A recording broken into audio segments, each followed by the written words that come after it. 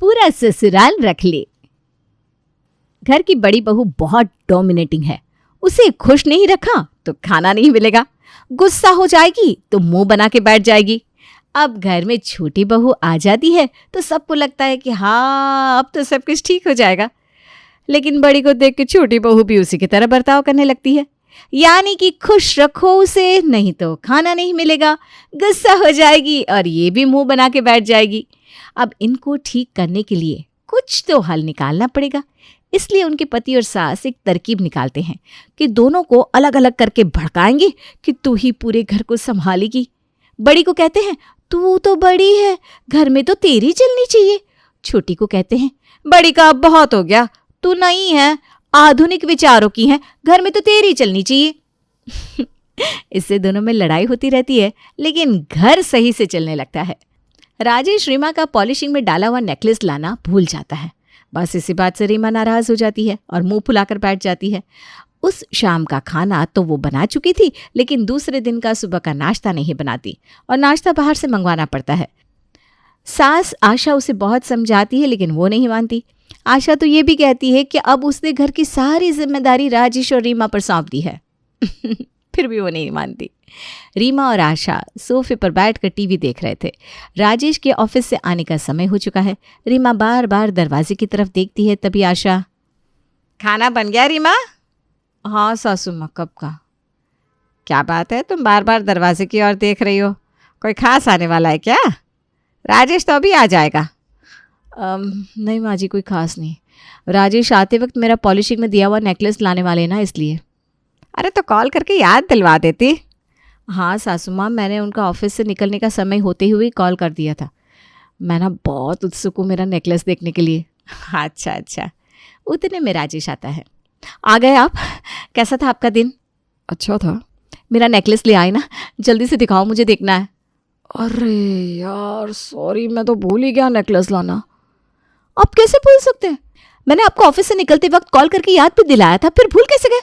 अरे मुझे माफ़ कर दो, ऑफिस से निकलते वक्त मुझे याद था, लेकिन पता नहीं फिर बाद में कैसे भूल गया मैं। आपको ना मेरी कुछ फिक्र ही नहीं है। ऐसी बात नहीं है रीमा, मैं कल पक्का ले आऊँगा। कोई ज़रूरत नहीं है, कल मैं खुद ही ले आऊँगी। कल सुबह का नाश्ता मैं नहीं बनाऊंगी। ये बोलकर रीमा मुंह फुलाकर बैठ जाती है। अरे बात बात पर खाने पर क्यों आ जाती हो? माँ तुम ही समझाओ ना इसे। रीमा बेटा, राजेश कल ले आएगा ना तुम्हारा नेकलेस। देखो ऐसे नाश्ता बनाने से मना नहीं करते। नहीं सासू माँ, मैं नहीं बनाऊंगी नाश्ता। राजेश से कहिए कि कल का नाश्ता बाहर से मंगा ले सबके लिए। अरे रीमा, ये क्या हमेशा जिद करती रहती हो? देखो रीमा, मैं जानती हूँ कि राजेश से गलती हो गई है, लेकिन उसने ये जानबूझ के नहीं किया। ऐसे गुस्सा मत करो, कल वो ले आएगा बेटा। ये हमेशा ऐसा ही करते हैं सासू माँ, आपको नहीं पता। देखो बेटा, मैं और तुम्हारे ससुर जी, हमने तो घर की सारी जिम्मेदारियां तुम लोगों पर सौंप दी है। हम तो अब पूजा पाठ में लगे रहते हैं, तुम लोगों को ही अब घर संभालना है ना। जानती हूँ सासू माँ, लेकिन अब ये ना इनका हमेशा का हो गया है। मैं कल का नाश्ता नहीं बनाऊंगी। ये बोलकर रीमा अपने कमरे में चली जाती है। दूसरे दिन सब लोग यानी कि आशा, श्यामलाल, राजेश, कुसुम और दीपक नाश्ता करने के लिए नाश्ते के टेबल पर आते हैं। रीमा नहीं आती और उसने नाश्ता भी नहीं बनाया था। राजेश सबको बताता है कि उसने बाहर से सबके लिए नाश्ता मंगवा लिया है। तभी पिताजी दीपक की शादी की बात छेड़ते हैं और कहते हैं कि दीपक के लिए एक अच्छा रिश्ता आया है। तो दीपक उन्हें बताता है कि उसने अपने लिए पहले से ही एक लड़की देख रखी है। सब लोग नाश्ते के टेबल पर बैठे थे। अरे भाई, नाश्ता कहाँ है? कुसुम जरा रसोई में देख, रीमा क्या कर रही है? कुसुम रसोई में जाकर देखती है तो वहाँ रीमा नहीं थी और नाश्ता भी नहीं था। माँ, रीमा भाभी रसोई में नहीं है। रसोई में तो कोई नाश्ता भी नहीं बना हुआ है। क्या? अरे हाँ, मैं तो भूल गई थी। कल रीमा ने कहा था कि वो आज नाश्ता नहीं बनाएगी। क्यों, रीमा की तबीयत ठीक नहीं है क्या? अरे नहीं, दरअसल कल राजेश उसका पॉलिशिंग के लिए दिया हुआ नेकलेस लाना भूल गया, इसलिए वो मुंह फुलाकर बैठी है। अरे बाप रे, तो आज का नाश्ता? मैं तो बाहर नाश्ता कर लूँगा, लेकिन आप लोगों का क्या? तभी राजेश सबके लिए नाश्ता लेकर आता है। देखो, मैंने सबके लिए बाहर से नाश्ता मंगवाया है, जल्दी से खा लो, गर्मा गर्म है। अच्छा, तुमने पहले से ही नाश्ता मंगवा लिया बेटा? हाँ पिताजी, रीमा ने तो कल ही कह दिया था कि वो आज नाश्ता नहीं बनाएगी, और आपको पता है ना कितनी ज़िद्दी है। एक बार बोल दिया नाश्ता नहीं बनाएगी तो नहीं बनाएगी। ठीक है भैया, जल्दी से नाश्ता दे दो, खा लेते हैं हम। राजेश उन्हें नाश्ता देता है। अरे भाई सुनो, तुम सबको ना एक और बात बतानी थी। हाँ बोलिए ना पिताजी, क्या बात है? दरअसल दीपक के लिए एक बहुत अच्छा रिश्ता आया है। मेरा एक दोस्त है, उसके भाई की बेटी है। लड़की बहुत अच्छी है। आप लोग कहे तो हम लड़की देखने जा सकते हैं छुट्टी के दिन। क्या भाई दीपक, क्या ख्याल है तुम्हारा? पिताजी मुझे नहीं देखनी लड़की। अरे क्यों भाई दीपक, तुम्हारी शादी की उम्र हो चुकी है, अब तुम्हें भी शादी कर लेनी चाहिए। हाँ जानता हूँ भैया। तुम्हें अभी शादी नहीं करनी क्या? ऐसी बात नहीं है पिताजी, दरअसल मैंने अपने लिए पहले से एक लड़की देख रखी है। अच्छा, कौन है वो लड़की, कहाँ की है, उसके माता पिता क्या करते हैं? बताता हूँ पिताजी। लड़की मेरे कॉलेज की दोस्त है, इसी शहर से। उसका नाम प्रिया है और उसके पिताजी का कपड़ों का कारखाना है। मतलब लड़की थोड़े बड़े घर की है? जी, लेकिन वो बहुत अच्छे स्वभाव की है, हमारे घर में अच्छे से घुल मिल जाएगी। तो उसकी परवरिश अच्छे से हुई होगी और उसे घर के काम भी नहीं करने पड़ते होंगे। ऐसा नहीं है पिताजी, वो घर के कामों में अपनी माँ का हाथ बटाती है, उसे इन सब की आदत है। लेकिन बेटा, हमारे घर में पहले से ही रीमा जैसी बहू है जिसका मूड छोटी छोटी बातों पे बिगड़ जाता है। अभी एक और ऐसी बहू आ गई तो फिर। नहीं माँ, वो इतनी ज़िद्दी नहीं है। हो सकता है उसे हमारे घर में एडजस्ट होने के लिए थोड़ा समय लगे, लेकिन मैं जानता हूँ वो एडजस्ट कर लेगी। देखो बेटा, ये सब कहना बहुत आसान है लेकिन करना उतना ही मुश्किल। मैं कुछ नहीं जानता पिताजी, मैं शादी करूँगा तो प्रिया से ही। ठीक है, अभी तुम इतना कह रहे हो तो बात करते हैं उसके माता पिता से, फिर देखते हैं आगे। ठीक है पिताजी, मैं आज ही प्रिया से बात करता हूँ इस बारे में। छुट्टी का दिन आता है, सब लोग प्रिया के घर पे उसे देखने जाते हैं। सबको वैसे लड़की पसंद आती है, लेकिन बस यही चर्चा होती है आपस में कि लड़की थोड़े बड़े घर की है तो पता नहीं घर के काम संभाल पाएगी या नहीं। लेकिन दीपक यही जिद करता है कि उसे प्रिया से ही शादी करनी है, इसलिए घर वाले भी मान जाते हैं और आगे चलकर प्रिया और दीपक की शादी हो जाती है। शादी के बाद प्रिया धीरे धीरे घर में एडजस्ट होने लगती है, लेकिन रीमा का स्वभाव उसे थोड़ा अजीब लगता है। प्रिया ये बात अपने पति दीपक को पूछती है तो दीपक उसे इस बात को अनदेखा करने को कहता है, लेकिन प्रिया को रीमा की ये बात अच्छी नहीं लगती। एक दिन शाम को दीपक के घर आने के बाद, कैसा रहा आपका दिन? अच्छा रहा, तुम्हारा कैसा था? अच्छा था, लेकिन आपसे एक बात पूछनी थी। हाँ हाँ पूछो, क्या बात है? ये रीमा भाभी कभी कभी कुछ ज़्यादा ही नाराज़ नहीं हो जाती? मतलब? कभी कभी ऐसा लगता है कि वो हर छोटी छोटी बात पे नाराज़ हो जाती हैं और फिर खाना बनाने ही नहीं जाती। ये क्या बात हुई भाई? वो पहले से ही ऐसी है, तुम इस बात को अनदेखा कर दो। अरे ऐसे कैसे अनदेखा कर दूँ? वो खाना बनाने नहीं आती तो सब काम मुझे ही करना पड़ता है ना, हमेशा थोड़ी ना काम करते बैठूंगी। अच्छा अच्छा। दीपक, ये सब कभी कभी होता है तो ठीक है, लेकिन ये छोटी छोटी बात भी हो जाता है। मैं अकेले ही हमेशा काम करती रहूँगी क्या? अरे नहीं नहीं, ऐसी बात नहीं है प्रिया, लेकिन कभी कभी थोड़ा संभालना पड़ता है ना। अब प्रिया को बहुत गुस्सा आता है। दीपक आगे कुछ बोल नहीं पाता। एक दिन कुसुम कॉलेज से आते वक्त रीमा की बताई हुई सब्जी नहीं ला पाती तो रीमा फिर से गुस्सा हो जाती है और खाना बनाने से मना कर देती है, और फिर खाना बनाने की जिम्मेदारी फिर से प्रिया पे आ जाती है। लेकिन इस बार प्रिया भड़क जाती है और वो भी खाना बनाने से इनकार कर देती है। सासू माँ परेशान हो जाती है और दीपक को कह के फिर से खाना बाहर से मंगवाती है। रीमा और प्रिया दोनों भी सोफे पे बैठी हुई थी, तभी कुसुम कॉलेज से आती है। कुसुम सब्जी की थैली रीमा भाभी को देती है। ये लीजिए रीमा भाभी, मैंने सब्जियां लाई हैं। रीमा ने कुसुम की लाई हुई सब्जियों की थैली सामने पड़े टेबल पर खाली कर दी और देखा कि उसने बताई हुई मेथी की सब्जी तो कुसुम लाई नहीं थी। इस बात पे रीमा बहुत गुस्सा हो जाती है। अरे कुसुम, मैंने तुम्हें आज शाम के लिए मेथी की सब्जी लाने के लिए कहा था ना, कहाँ है वो? अरे भाभी, मेथी की सब्जी ना पूरे बाजार में कहीं नहीं मिली मुझे, एक दो जगह पर थी, वो अच्छी नहीं थी, इसलिए मैं नहीं लाई। अरे ये क्या बात हुई? मैंने कहा था ना तुमसे मेथी की सब्जी लाने को, तो तुम्हें मेथी की सब्जी लानी चाहिए थी। अरे भाभी, जहाँ मेथी की सब्जी थी वो अच्छी नहीं थी। मैं कुछ नहीं जानती, मैं आज खाना नहीं बनाऊंगी। ऐसा कह के रीमा वहां से चली जाती है। कुसुम प्रिया को खाना बनाने के लिए कहती है। प्रिया भाभी, अब आप ही खाना बना लो। अरे मैं क्यों बनाऊं? ये हमेशा ऐसा ही चलता है, हर बार खाना बनाने की जिम्मेदारी मुझ पर आ जाती है। मैं नहीं बनाने वाली खाना। ये कहकर प्रिया भी अपने कमरे में चली जाती है। कुसुम ये बात अपनी माँ के कमरे में जाकर उसे बताती है। माँ सुनो ना, लगता है आज भी खाना बाहर से मंगवाना पड़ेगा। क्या हुआ?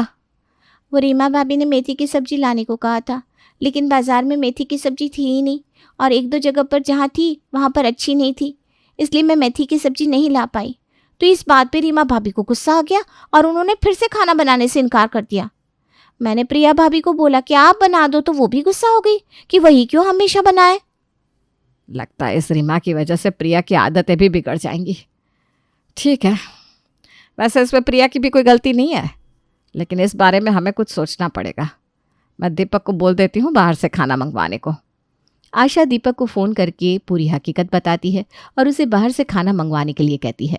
दीपक बाहर से खाना मंगवाता है और उस दिन रात को सब लोग बाहर का खाना खाते हैं। आगे चल के रीमा और प्रिया कुछ न कुछ बहाने से छोटी छोटी बातों पे बिगड़ जाती और खाना बनाने से मना कर देती।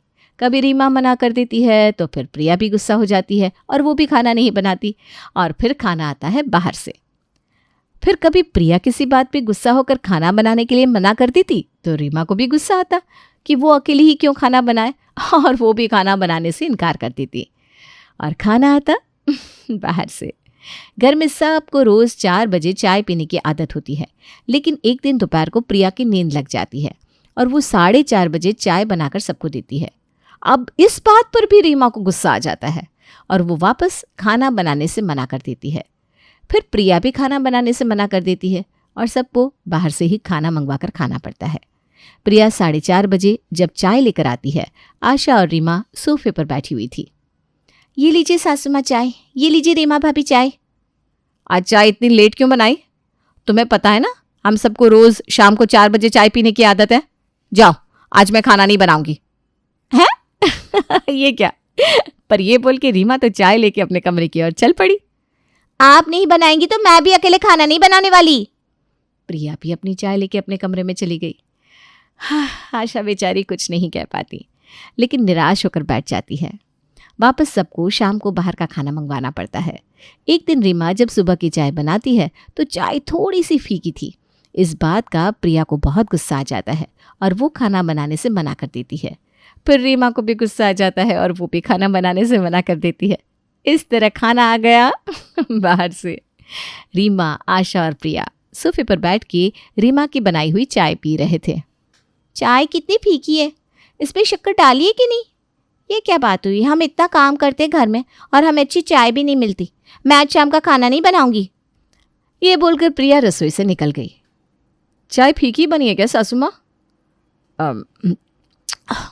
हाँ रीमा, चाय थोड़ी फीकी तो है। तो क्या ये प्रिया खाना बनाने नहीं आएगी?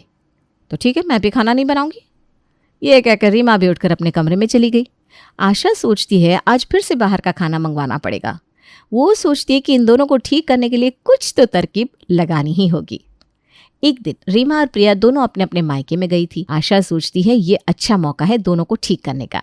वो अपने दोनों बेटों को बुलाती है और कहती है, तुम दोनों अपनी अपनी बीवियों को बताओ कि पूरा ससुराल तुम ले लो, ये पूरा ससुराल तुम्हारा है। और फिर राजेश को कहती है, तुम रीमा को ये बताओ कि तुम ये पूरा ससुराल ले लो, क्योंकि तुम इस घर की बड़ी बहू हो। इस घर के कामों की जिम्मेदारियां सब तुम्हारी है। भले ही प्रिया तुम्हारी मदद करे या नहीं, तुम उसे दिखा दो कि तुम ससुराल की बड़ी बहू हो और अपनी जिम्मेदारियां निभाना अच्छे से जानती हो, निभा भी सकती हो। इस तरह आशा दीपक को कहती है, तुम प्रिया से कहो कि वो इस घर की छोटी बहू है और वो नहीं है, नए ख्यालात की है, तो अपनी जिम्मेदारियां वो अपने नए तरीकों से निभा सकती है, भले ही रीमा उसका साथ दे या ना दे। आशा सोफे पर बैठी हुई थी। वो राजेश और दीपक को आवाज देती है। राजेश और दीपक बाहर चले आते हैं। राजेश बेटा, दीपक कहाँ हो? जरा यहाँ बाहर तो आओ। क्या हुआ माँ, तुमने बुलाया?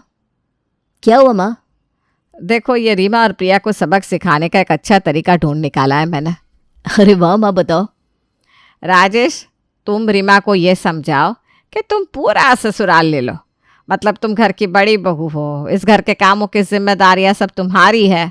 भले प्रिया तुम्हारी मदद करे या ना करे, तुम उसे दिखा दो कि ससुराल की बड़ी बहू तुम हो और अपनी जिम्मेदारियां निभाना अच्छे से जानती हो।